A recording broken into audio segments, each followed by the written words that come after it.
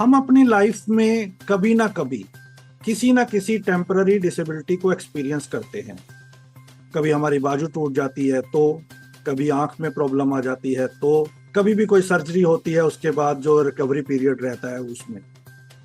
ये सब होने के बाद और सबके साथ होने के बाद भी हम अपनी बिल्डिंग या रोड ऐसे क्यों डिजाइन करते हैं कि ऐसा कभी हमारे साथ होगा ही नहीं, हमें एक्सेसिबिलिटी की जरूरत पड़ेगी ही नहीं। सो मोस्टली ये सिचुएशंस अगेन, जैसे हमने पहले सवाल में बात की कि कहीं ना कहीं एक्सेसिबिलिटी की जरूरत पड़ ही जाती है even without being any suffering with any kind of disability.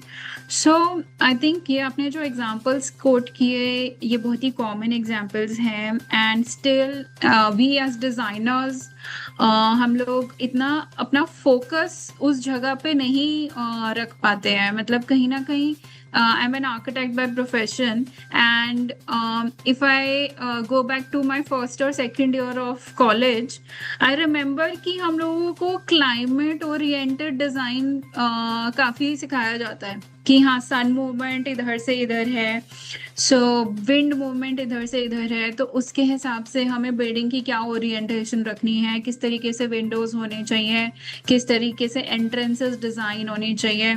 And there is a lot of focus on it which is very important, I agree.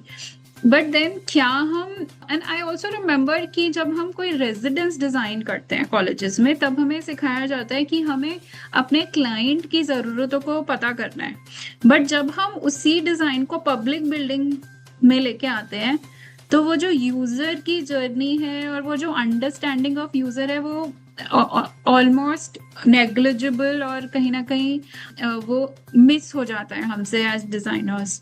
So I just want to say that कि in a public building especially, because it is used by anybody and everybody, and India में population of an elderly citizen is increasing day by day. It's going to be more than 25% in next few decades and years.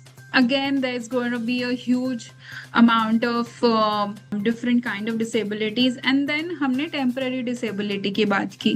So temporary disability में also you can consider a pregnant woman, because for that particular period of time, and also once you have a toddler with you, there are so many things that are needed to access spaces with comfort, ease, and also to sort of use the space properly.